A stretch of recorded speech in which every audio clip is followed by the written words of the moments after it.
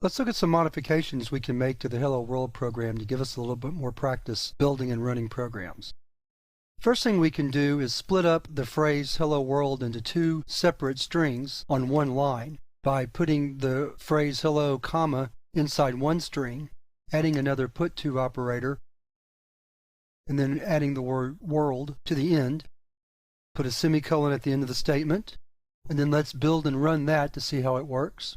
So we're going to select the build and run icon, and you'll see that we have the same result, hello world.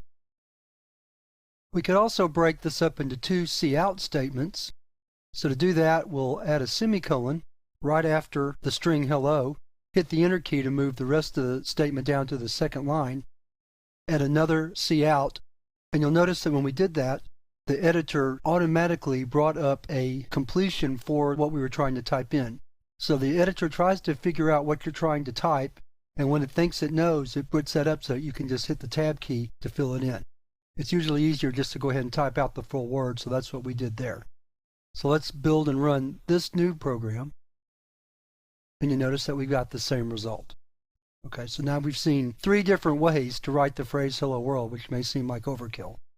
Something else we might want to do is break up the string into two lines, so that hello is on the first line and world is on the second line.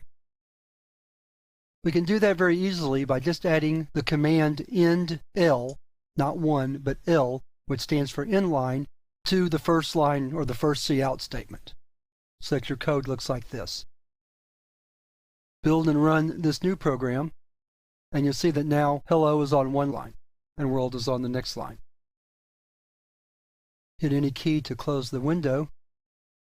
We can also do this in one statement by simply deleting this line 7, coming back up to line 6, add the put to operator, and add the string world to the end. We have a blank line now here. We can either take that out or leave it in. I'll go ahead and take it out, put return back in its place, and now let's hit compile and run, or build and run.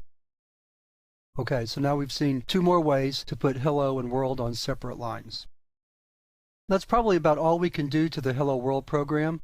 So in the next video, we're going to talk about what to do when you have an error in your program.